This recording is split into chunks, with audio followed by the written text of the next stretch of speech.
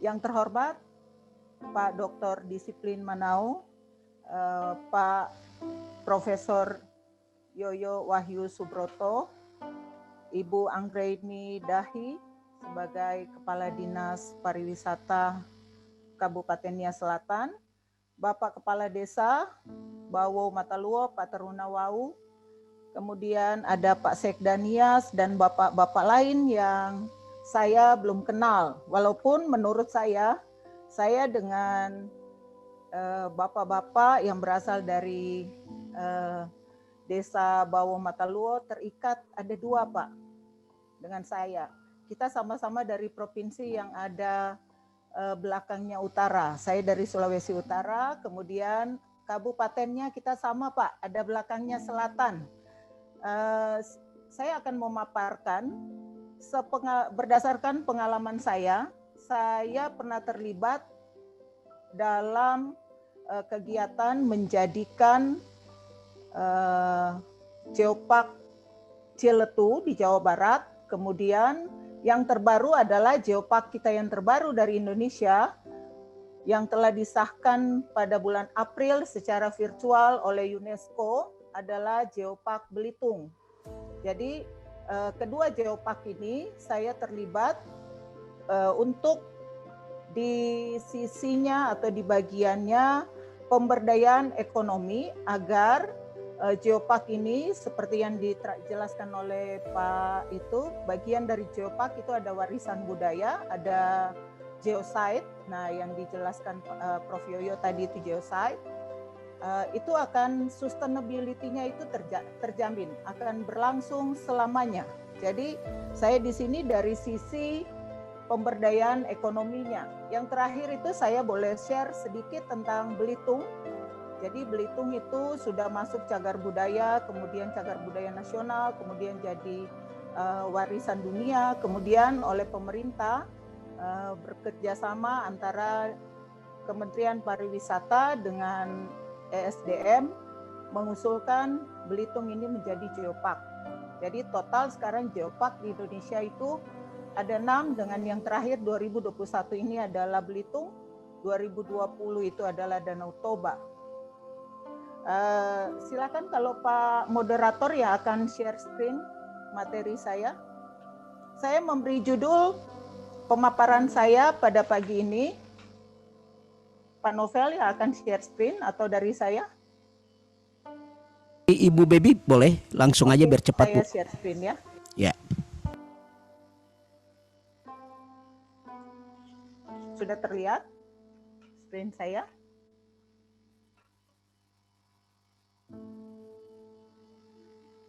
Oke, saya memberi judul mewujudkan kemandirian ekonomi dengan menggerakkan sektor sektor-sektor strategis ekonomi domestik Desa Bawo Mataluo. Nah, berdasarkan nawacita yang diluncurkan oleh Pak Presiden Jokowi 2014, ada 2 poin yang bisa mendasari Desa Bawo Mataluo ataupun tim kerjanya nanti seperti yang diusulkan oleh Pak Profesor Yoyo. Ada 2 poin yang menjadi perhatian pada saat kita akan membangun suatu warisan dunia ataupun akhirnya menuju yang paling diidam-idamkan oleh semua adalah menjadi Geopark versi UNESCO. Poin 3 nawacita, kemudian poin 7 nawacita yang diluncurkan oleh Pak Jokowi. Jadi kita akan mewujudkan kemandirian ekonomi dengan menggerakkan semua sektor strategis ekonomi domestik. Kemudian tahun 2019 ada 5 visi Pak Jokowi untuk Indonesia maju. Jadi kalau saya dari sisi pembangunan ekonomi berkelanjutan, kami sering terlibat dalam webinar. Untuk yang paling banyak saya terlibat itu di poin 2, prioritas pembangunan SDM sejak dalam kandungan. Dengan isu di Indonesia itu adalah mulai dari anak-anak yang dilahirkan stunting atau karena kurang gizi. Jadi visinya Pak Jokowi adalah bagaimana kita membangun Indonesia, kita harus membangun SDM-nya sejak manusia Indonesia itu ada dalam kandungan ibunya. Yang berikutnya, dalam suatu pembangunan daerah, jadi bagian pariwisata yang disebutkan dari depan dibahas dalam webinar ini merupakan salah satu poin dari identifikasi sektor unggulan dari suatu daerah. Sektor unggulan, jadi pengalaman waktu kita membantu pencapaian Geopark Belitung dan Ciletu, itu ada tim, memang benar seperti yang diusulkan Prof. Yoyo, ada tim, kemudian tim ini yang akan identifikasi, itu yang saya share dalam beberapa poin pembicaraan saya. Misalnya kriteria sektor unggulan yang ada dalam satu daerah, ataupun ini kita bicara masih kecil, yaitu Desa Bawo Mataluo.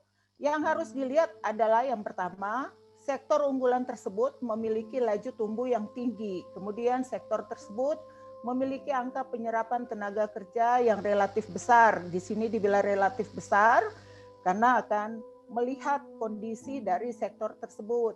Kemudian sektor tersebut memiliki keterkaitan antar sektor yang tinggi baik ke depan ataupun ke belakang. Saya telah membaca ataupun meneliti karena saya juga sempat dimasukkan sebagai tim untuk membantu Geopark Danau Toba. Nah, saya melihat data di Provinsi Sumatera Utara memang ada beberapa potensi yang ditetapkan oleh provinsi terkait dengan Nia Selatan atau malah langsung ke Desa Bawo Mataluo. Misalnya, untuk potensi pariwisata, Desa Bawo Mataluo itu sudah dimasukkan sebagai desa tradisional. Berarti itu menjadi potensi wisata. Mungkin Ibu Kadis Pariwisata yang lebih kompeten untuk menjelaskan ini, tapi itu yang saya lihat. Kemudian saya lihat tadi ada pertanyaan-pertanyaan yang bilang apakah ada lintas sektor yang bisa? Memang ada. Kalau dilihat dari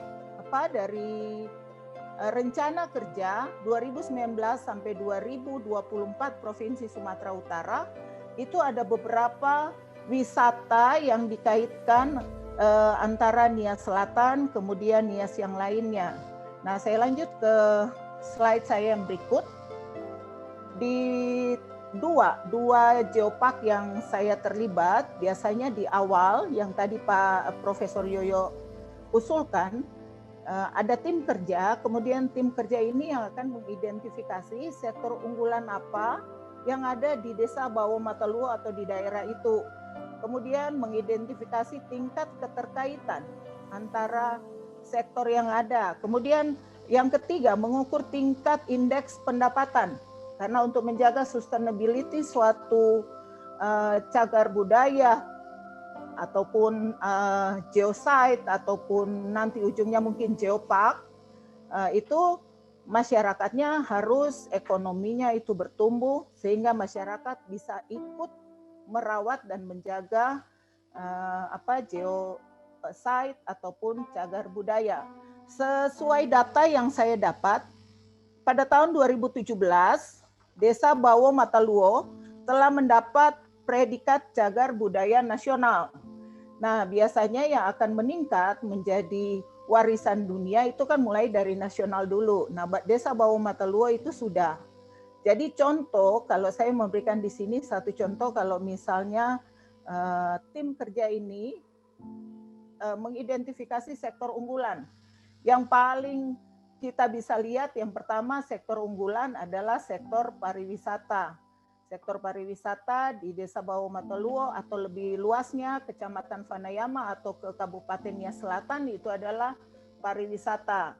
Nah, kembali lagi pariwisata ada banyak kendala seperti yang tadi disampaikan.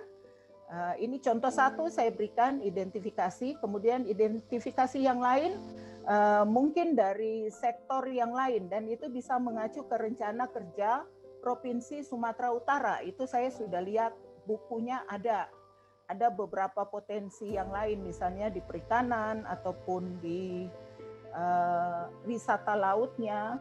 Kemudian yang belum diidentifikasi di Desa Bawo Mataluo adalah wisata minat mungkin. Wisata minat. Nah, gap yang muncul yang saya lihat dari ini, gap yang muncul adalah masih ada kesenjangan informasi menurut saya. Misalnya dari tingkat kabupaten ataupun provinsi, saya melihat masih terdapat gap karena kemarin saya kaget, ini gambar yang saya munculkan ini adalah video yang saya ambil petualangan dari satu media Trans TV. Ternyata di Desa Bawo Mataluo itu ada hutan karang yang jauh dari laut. Nah, seperti kita mulai dari Belitung. Saya berikan contoh aja Belitung. Belitung itu adalah pulau granit. Jadi kita mulai dari Belitung itu adalah pulau granit. Kemudian kita mencari wisata budaya lainnya. Misalnya ada 17 geosite yang Belitung ditetapkan menjadi geopark. Dan angka Belitung itu menjadi geopark di UGG. UGG itu adalah UNESCO, dari UNESCO itu angkanya tertinggi dari semua geopark yang diusulkan oleh Indonesia. Angkanya 800, poinnya 850 dari 1000. Ini terbaru ini, jadi Gubernur Babel, kemudian Bupati Belitung Timur, Belitung, itu masih lagi euforia karena mereka masuk jadi geopark. Permasalahan yang muncul karena ini kita bicara destinasi, tadi saya contohkan, identifikasi sektornya itu adalah wisata. Yang pertama adalah masih rendahnya kualitas dan kuantitas sumber daya pariwisata. Ini tidak hanya terjadi di Nia Selatan ataupun di Desa Bawo Mataluo, tapi di semua destinasi di Indonesia ini muncul. Kemudian kurangnya sinergitas kerjasama dan kemitraan antar stakeholder pariwisata, dan ada poin-poin seterusnya. Berdasarkan pengalaman saya di Geopark Ciletu dan Belitung, saya mengusulkan model strategi yang sudah disinggung oleh Prof. Yoyo tadi tentang pentahelix. Pentahelix itu penta dan helix. Penta itu 5, helix itu jalinan. Jadi ada 5 aktor yang terlibat, yaitu akademisi, pebisnis, pemerintah, media, dan komunitas. Saya bisa memberi contoh tentang Geopark Ciletu. Jadi yang terlibat di situ akademisi adalah kami dari Universitas Pajajaran, kemudian pebisnisnya kami menggandeng BUMN Bio Farma yang menjadi pemodal, kemudian pemerintah waktu itu gubernurnya masih Pak Ahmad Heriawan yang sangat membantu dan interest untuk menjadikan Ciletu menjadi geopark. Padahal saya bilang ya, dibanding nih Ciletu, kalaupun ini Desa Bawo Mataluo ini ataupun Nia Selatan ini menjadi geopark, itu masih ada keunggulannya seperti yang dijadikan sumbangsi yang dilakukan oleh Prof. Yoyo. Kalau di Ciletu itu tidak ada yang warisan budaya site yang rumah-rumah adat ataupun 80 anak tangga ataupun budaya lompat batu. Yang di Ciletu itu paling banyak itu adalah wisata alamnya. Kalau yang di Belitung Timur itu akhirnya kita banyak memasukkan misalnya gereja GPIB Immanuel, itu dimasukkan untuk diusulkan jadi dikumpulkan, akhirnya dapatlah 17 site atau situs yang diusulkan menjadi geopark versi UNESCO. Itu pemerintah, kemudian media waktu itu kita banyak menggandeng koran lokal provinsi, kemudian Kompas, komunitas juga kita beberapa komunitas misalnya Persatuan Insinyur atau Persatuan Farmasi atau Persatuan Sarjana Geologi itu dikumpulkan, dan kelima stakeholder ini yang terbeban itu melakukan fungsi masing-masing. Itu yang disebut yang kita banyak di beberapa daerah kita membantu ini menggunakan model strategi kolaborasi pentahelix. Tadi juga sudah dibuat roadmap-nya sama Prof. Yoyo. ini tadi pentahelix, dan akhirnya dimanapun saya terlibat dalam menjadikan cagar budaya nasional ataupun cagar budaya dunia menjadi warisan dunia ataupun pada akhirnya menjadi geopark, saya selalu sepakat dengan teman-teman yang terlibat bahwa masyarakat itu menjadi subjek pariwisata. Maksudnya adalah kebijakan atau rencana pengembangan pariwisata, karena ini kita lagi bahas pariwisata Desa Bawo Mataluo, harus terarah sedemikian rupa sehingga dalam diri setiap anggota masyarakat tumbuh rasa memiliki aset wisata yang ada di sekitarnya. Demikian pemaparan saya percepat karena mengingat waktu. Terima kasih atas perhatian dan terima kasih kepada Forum Desa Bawo Mataluo, kepada Pak Dr. Disiplin Manao dan yang lain-lain, Pak Anton yang memberi kesempatan saya sangat terhormat berada satu frame dengan Prof. Yoyo. Udah berapa kali saya dengar?